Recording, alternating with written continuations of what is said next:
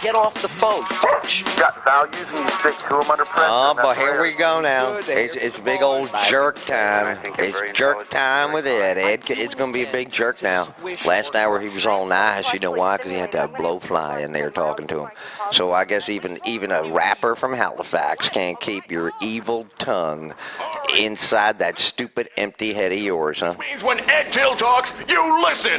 When you call in, you talk about what he's Oh, Barbara, got to talk about what you're talking about or what? Then what happens? The whole world comes down if they don't do what you say when they call in? Now get your What stuff. are you going to do, beat on one of your friends? You got 3 friends in the whole world and you can start yelling at them on there too?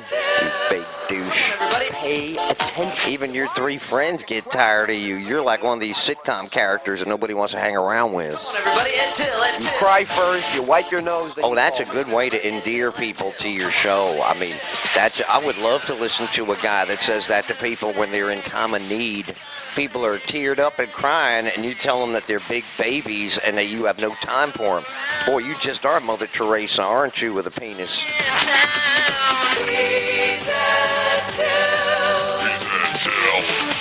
And I see that you engage in all that vulgar language now. Is that what your character does? Your character's got a big old southern accent to make me sound like a dope, and then every once in a while you make me say something foul that I would never say.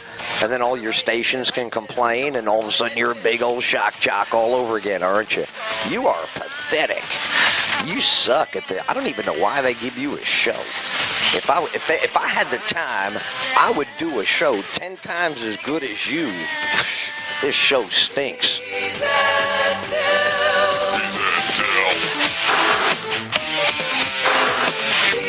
And I believe the expression is, it stinks out loud.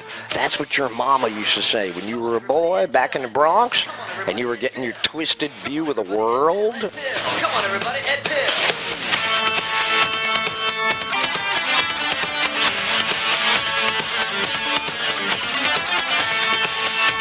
Any minute you're going to start hearing a Ricola spot here. Ricola, fisherman's friend. Never looks for middle ground. He's never on the fence. I don't even like the fence. I never liked the fence. You know what I like? I like swinging for the fences. Biacho. More than just a voice on the radio. Hey, you going to order the gazpacho? Yes, thanks, Biacho. Biacho, can you get me some of that gazpacho? Thank you. Pass the gazpacho, Biacho. Better watch out. Hey, Biacho. I like that. Who's going to win the election, Biacho? The Mexican election. I heard that you're the big pollster here. Oh, Biacho, is Gallup and... I didn't know.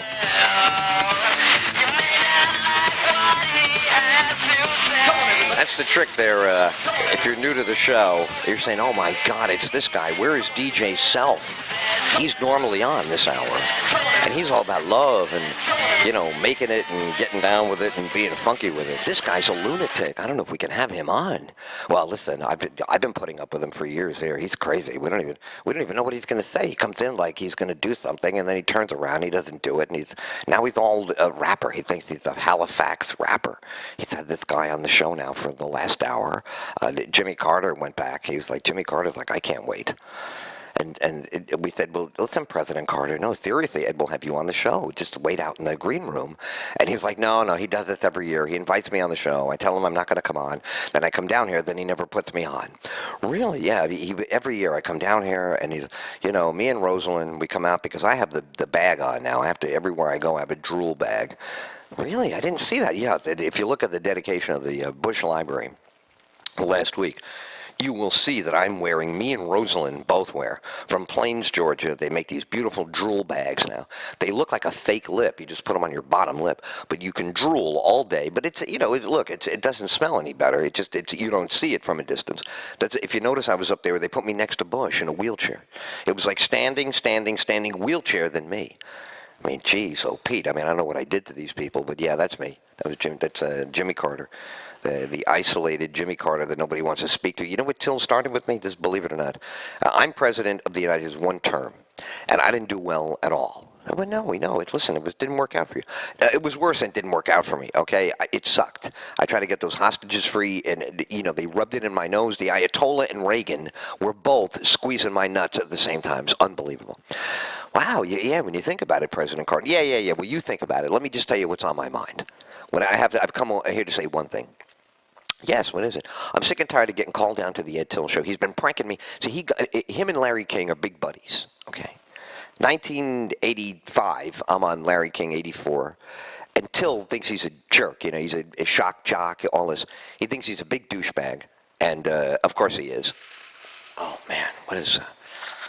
And people at home are like, what's he moving around for? We hear his chair moving. I don't understand why his chair got to move when he's in the middle of a comedy bit like that. He doing some kind of thing. I'm trying to follow it here, some kind of conceptual George Carlin, kind of Lenny Bruce, Joan Collins thing. Mixing in with that she's a real piece of work too, that Joan Collins. You mean Joan Rivers? That's what I'm talking about. Shut up now. He come in here, and then all of a sudden now he's moving around the chair. What is that all about? Now, I told my grandson I'd come down here today and spend 5 minutes with this damn show, Ed Till Show. I don't know what it is, crazy thing, been around forever. I've been listening to this man in Atlanta, in St. Louis, now he back. And now he back everywhere. All of a sudden now he's with the internet. He like one of these viruses. He everywhere. So he come down and said, we come down here, and I take a look at my show. I said, yes, please, just take one look at the show. Just take 5 minutes and just tell me if there's anything we need to do on the show, because you're a talk radio listener from the beginning. I know what I am. You didn't tell me what I am. I waste my time. Now, sit down here, get a radio on. What? Oh, radio. All right, put the computer. Oh, yeah, with your computer. Yeah, go put your radio on a computer. Make your make-believe radio on a computer on. Put that on. Put it on loud, because I can't hear so good on the right side. Now, I tell him what to do, and he better do it. Now, I told him I spent a lot of time here. I'm going to tell him what the problem is. I don't have time to fix everything. If you don't know how to fix it by now, and you're on the internet now, and you're on YouTube, and you're on the Facebook, and you're on the Twitter, and you all this, and you don't do it now, then I said, look, Ed Till, it don't matter. You better ride with the blowfly. You better keep that blowfly in every day, because that's the only chance you're going to have with this. Okay, thanks, no problem. Just whatever you have to say about the show. All right, well, just be quiet now. I'm trying to listen to it right now. Right now, I'm trying to formulate a consult for you. Do you know what that is, Ed Till? You don't even know what that is. I don't even know why I waste my time. My grandson said, come down and please help my friend Ed Till.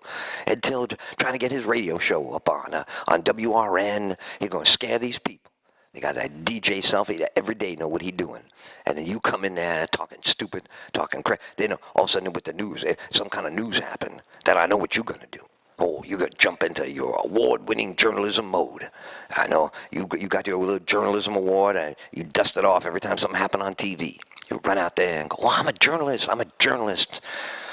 Okay, you have an award. I checked it 3 times. I call up the Associated Press myself. I said, I don't believe that Ed Till have no award. What are you talking about? Everybody talk about award. Well, he found an award in the garbage as somebody else's name, similar to his, he put up on the wall, nice and high. Nobody could read the name on it. And they see the logo, and they think Ed Till got the medical degree and a journalism award. Might as well be.